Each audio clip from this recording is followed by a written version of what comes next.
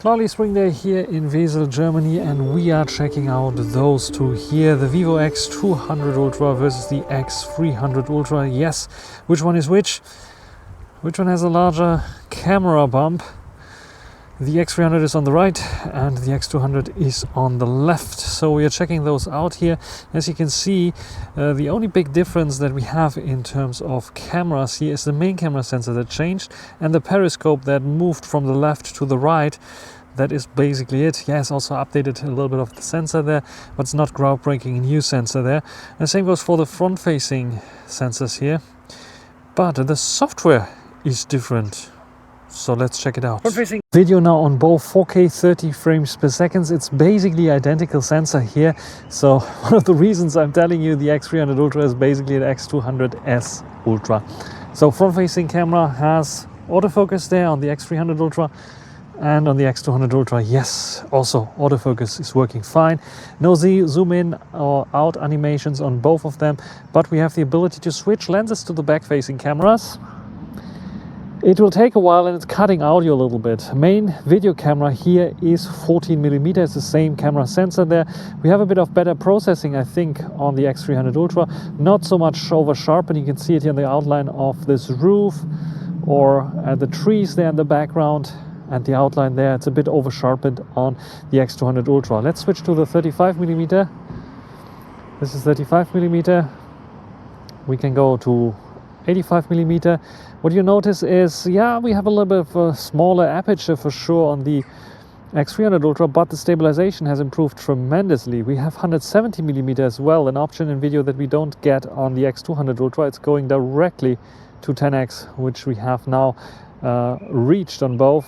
230mm. You see the over-sharpening on the X200 Ultra tremendously. We can go up to 460mm, where here we can go up to, this is now 460 as well, just as a comparison there. Clearer and more stable on the X300 Ultra, and then we can even further 690mm, which is I think roughly 30x zoom here, which is not possible on the X200 Ultra. Zoom in, zoom out animations. Let's go back to 35mm. Very smooth, but I think maybe on the X300 Ultra a little bit smoother. What do you think? If you use both for vlogging, this is how it will look like with the ultra wide angle on both 40mm with their more stabilized, more cropped in version here, which hopefully does my hand not stick in, because the lenses on the bottom of the 14 Ultra will have a bit more play on the 200 Ultra. So what do you think about this one here? Which one is over sharpening? Should be the X200 Ultra in comparison to the X300 Ultra. We start off with the photos and macro photography, and what we see on first glance is we have much more rich kind of 3D depth effect on the X300 Ultra. It looks almost like a completely different filter, but both are using Zeiss natural filter. But keep in mind, the Vivo X300 Ultra didn't originally ship with Zeiss natural filter. It shipped with a refined filter and later on got the Zeiss natural filter, and they changed a lot apparently, and this is been seen here. A much more contrasty look. It looks sharper, it looks richer, it looks just better in terms of macro photography. The X300 Ultra is the winner in terms of macro photography. When we take a look at the main camera sensor, 35mm, what we see here, even with Zeiss natural color, the same kind of thing. Much more shadow details here, much more realistic looking, where here it's like a bit bland, a little bit like smoothened out, not so much contrast inside. The next thing that you'll notice is sharpening. It is much more present on the X200 Ultra in its default settings in comparison to the X300 Ultra. So they tuned down the sharpening a lot. They are not afraid to keep shadows in, like you see here down below the tree, where here it is like lightening everything up, looks a bit artificial. When you look at the foreground here, they are also not afraid of keeping it a bit softer, the green grass there, than it is on the X200 Ultra. Towards the sides, basically the same kind of thing. In terms of colors, very, very close. There's not much of a difference. The only thing that you notice is that there's much more contrast on the X300 Ultra in comparison to the X200 Ultra. Here you see also the over-sharpening on the X200 Ultra in comparison to the X300 Ultra, that keeps it a little bit softer here. Yes, of course, you can play around with the sharpening on the X200 Ultra and achieve something very similar to the X200 Ultra, X300 Ultra actually, with the X200 Ultra, but yeah, keep that in mind, that the style that you get on the X300 Ultra, you cannot one-to-one replicate on the X200 Ultra. Telezoom, 85mm, much more contrast. I would even say too much contrast on the X300 Ultra in this case, because it just looks artificial. Where it's looking a bit too bland, almost painted on the X200 Ultra. So somewhere in between is probably the best spot. When you're at 85mm, do you notice much of a difference? Hardly any. Maybe here down below you see, because of the raised shadows and a bit more sharpening applied, it looks a bit more artificial. Where here on the X300 Ultra, it is looking a little bit more natural. And when you zoom in even further, 170mm becomes more apparent, where there's much more sharpening and editing applied than on the X300 Ultra. Especially here, the green grass looks so much more artificial than here. So they nailed this for sure and improved upon with a new sensor and I think a slightly bit better processing here. This color here also is a little bit too bright, where this color here is correct on the X300 Ultra. Then 10x zoom, 230mm, and here it becomes very evident that the X200 Ultra is struggling. You see the detail levels here in comparison to here, it looks like a completely different lens, it looks like completely different sharpness also here and here. Better processing for sure, but it also appears to be a lot better there on the X300 Ultra in terms of detail levels here as well. The little details are much better.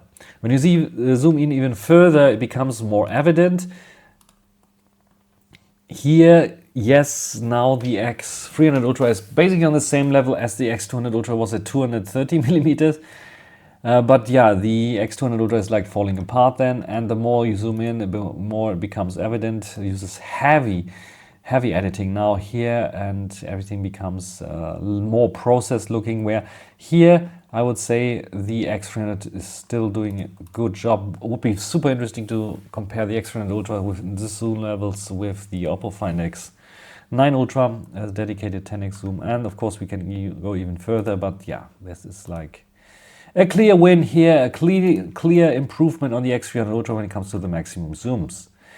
When it comes to the portraits with the selfie camera, basically identical. The only thing that I noticed is much more yellow looking face on the X300 Ultra. Then in terms of eyebrows, I think a tiny bit more realistic on the X300 Ultra, but it's negligible. I would give them the same points. The only thing that I notice here down below in the beard and everything, less sharpening applied, more sharpening applied. You see it around my teeth, much more sharper than here. Then when we take the ultra wide angle, also the one camera sensor that didn't change, besides the size natural adjustments that Vivo did and the sharpening adjustments that they did, not much of a difference here. I would even say they are basically identical. It's like a matter of taste if you like the new size natural in comparison to the old one. But in terms of detail levels, in terms of what they resolve, identical. Both on a very high, one of the best scores that you can get. Then some portraits with Timmy. Yes, I know portraits is for humans, but sometimes you want to also photograph your dog. And here what I noticed at 85mm, we get a bit of a softer look on the X300 Ultra, and also the X200 Ultra has a bit more yellowish look, where the X300 Ultras get more whitish. And actually I think the color on the X200 Ultra is a bit more realistic. It's a bit more warmer than this colder kind of look that we have on the X300 Ultra.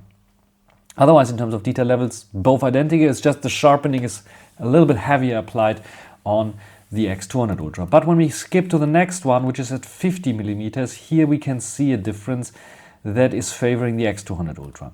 First of all, a bit warmer again and a lot sharper, It's not just the sharpening applied, it's also a bit of detail levels. You can see here, for example, this fur on his forehead. Yes, it's tending towards overexposure, but here it's definitely overexposed and it's missing details here, where here it still keeps details. So I think the 50mm shot on the X200 Ultra is a bit better than on the X300 Ultra, even though it is a bit more artificial because they apply a bit more sharpening. But if you just go down a little bit with sharpening, then you come to something that is a lot sharper than the X300 Ultra, but gives you also a bit more detail levels. So here I'm a bit disappointed by the 50mm portrait shot, I have to say, on the X300 Ultra. And just to confirm if it's a general issue with the 50mm, so 1.5x crop I think it is. Let's confirm it here on this shot, and here I have to say I don't really see it. Yes, a bit more sharpening applied again here on the X200 Ultra, but in general a bit more contrasty here because of the profile. They're basically identical. There's not much of a difference between those two here, where I would say that's a huge difference that I have to address. So also here towards the side, yeah, this looks a bit smoother here, this looks a bit more artificial. So, but also the sharpening that is more aggressively applied. Not much of a difference that I can see at 50mm on both, which is a compliment to I think the X300 Ultra, but also the X200 Ultra, because it has a weaker sensor. Now let's come to portrait shots, and we start over 50mm again just to see if we can see a difference. And here again I see a difference. It's much sharper there on the X200 Ultra. It's much more sharpening applied, much more AI applied. Look at the eyebrows. So artificial looking here on the X200 Ultra, and much more natural looking there on the X300 Ultra. The colors of my hair still not right. Here is a bit more right because it's going towards blonde and more yellow, but the X200 Ultra is making my face a bit more yellow, where here it keeps my face color right, but the hair color is just, it's just too too bland looking, I have to say. And the same goes for my eyebrows then. But because it does not so much do over sharpening and AI stuff, I think the X300 Ultra is winning here against the X200 Ultra. Cutouts basically identical, use the same f-stop, virtual f-stop number there. Not much of a difference between them two. It's just like the shirts color. Yeah, also I think both nailed it there.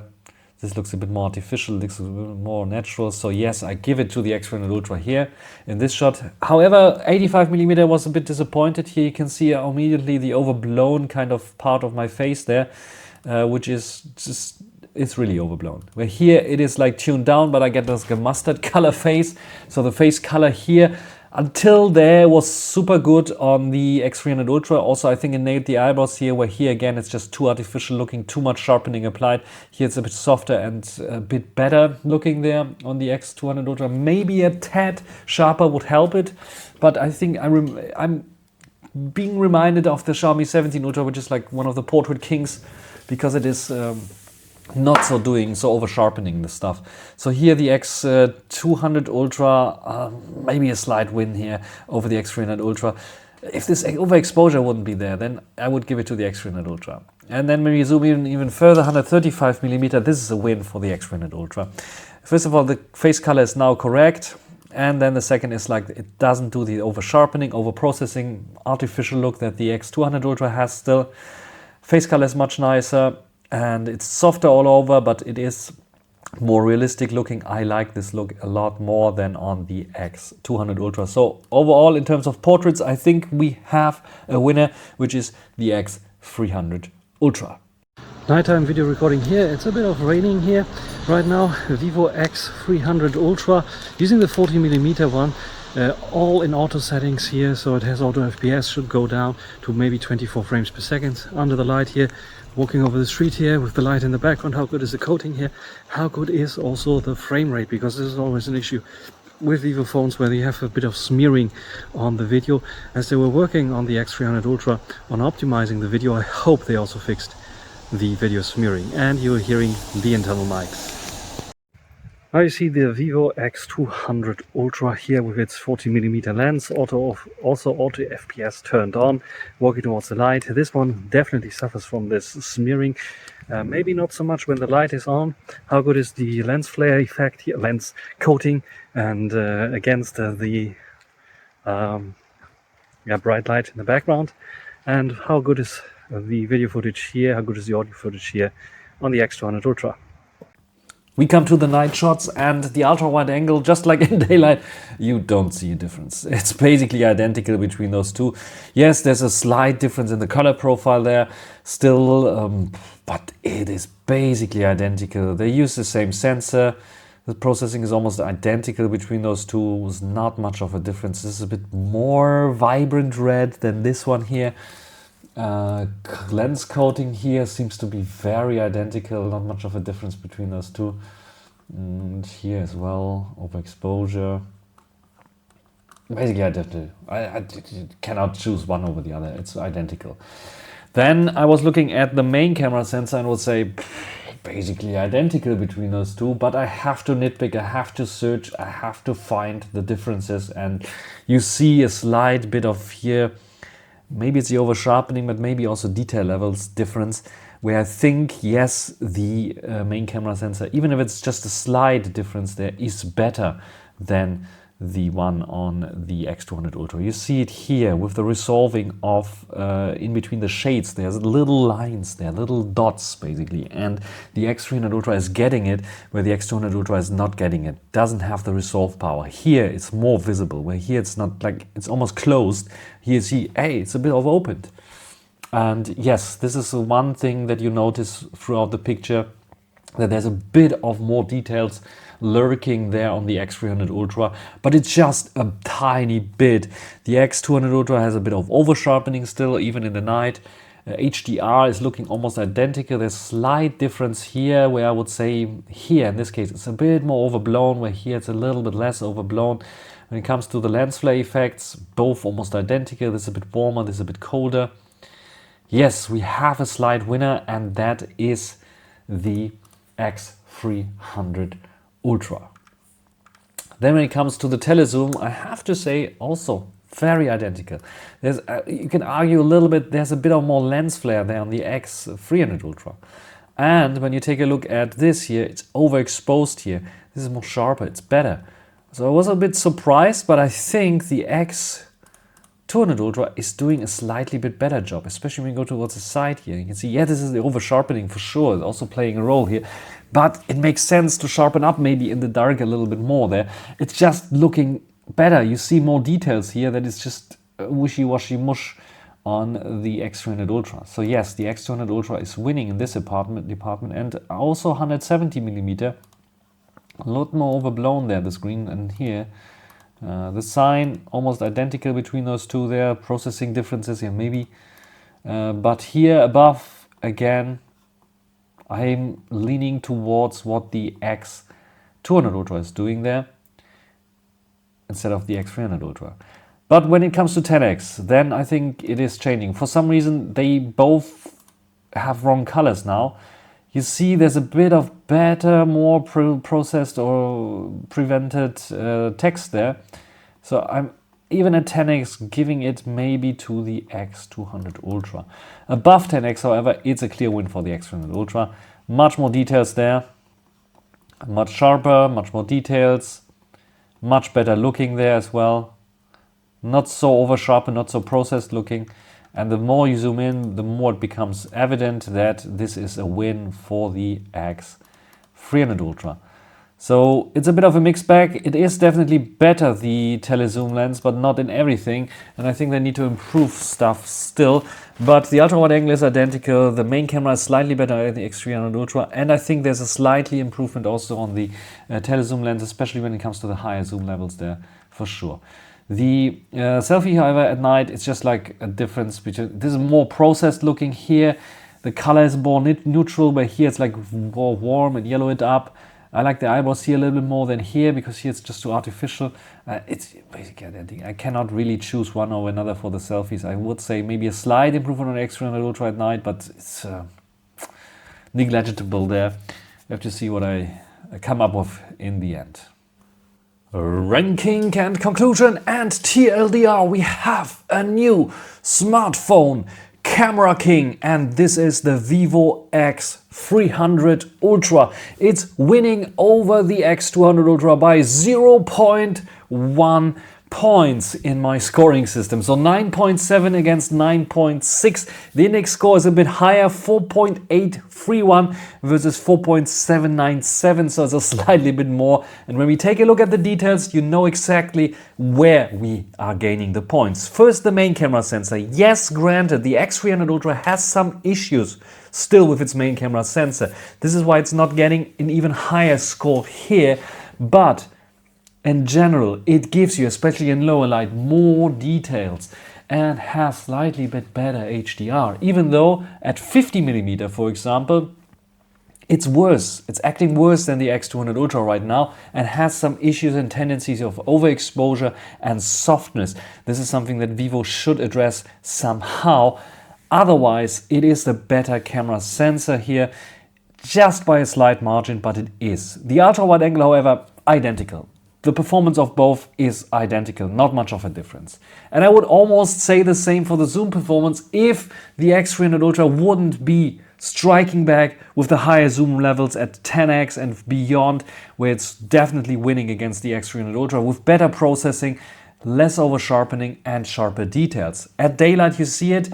At nighttime I was a bit disappointed by the X300 Ultra because in the lower zoom ranges 85 and 170, maybe even 230 millimeters, I couldn't clearly see it winning against the X200 Ultra. I would even argue the X200 Ultra being a slightly bit better there. But the longer you zoom, the better the X300 Ultra becomes. It's not on the same level as the Huawei P80 Ultra, and maybe I will do a comparison. I did a small comparison to just check it out in terms of zoom performance.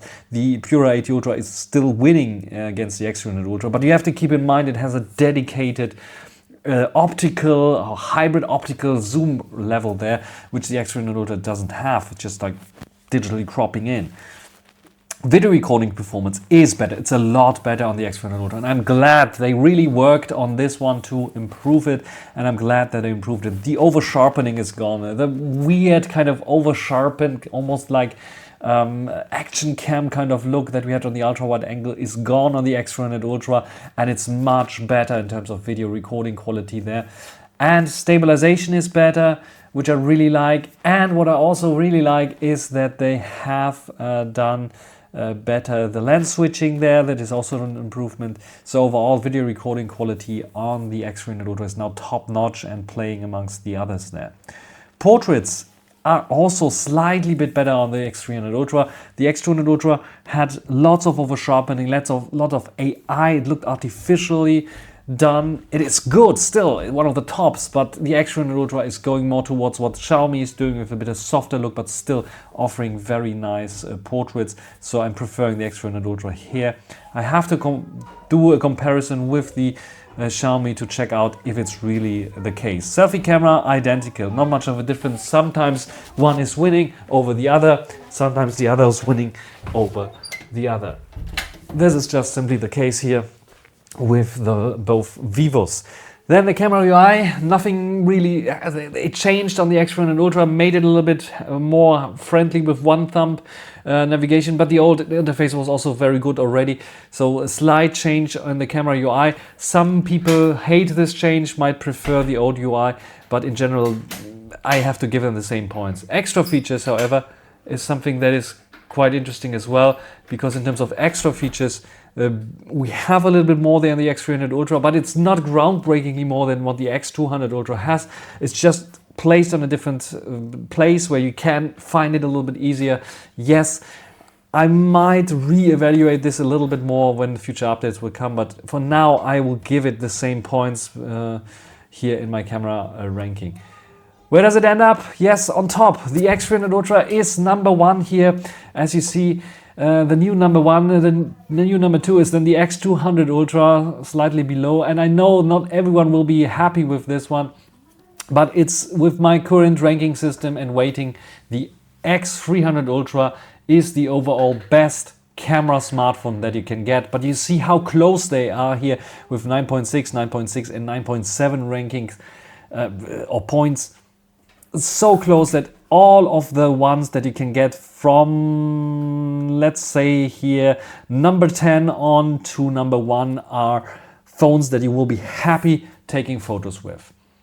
That's it for this video. Hope you enjoyed it. Thanks for watching. Until the next time. Bye.